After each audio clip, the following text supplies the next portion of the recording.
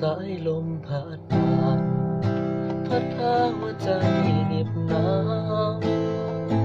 คืนนี้มองดาวท้องฟ้าก็มีแต่จันทร์คิดถึงวันก่อนสองเฮาเคยนั่งดูกันอยู่กับคืนจันทร์วันนี้น้องนั่งเหงาใจสายลมพัดผ่านถึงสองเฮาจะอยู่ห่างกันแต่ใจเฮานั้น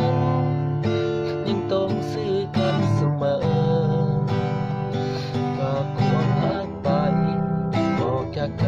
ว่าหากเจ้าเดินคิดฮอดเสมอได้ยินบ่หัวใจลำพังฝากความรักไปในคืนสายลมฝากสายฝนโบยน้ำได้ฟังฝากผ่านเฟซผ่านไลน์ฝากไปให้นางทุกวันบนทางนั้น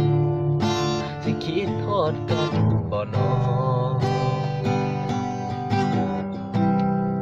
สายลมพัดผ่าน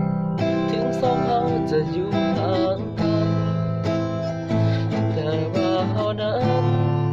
เจอกันในฝัน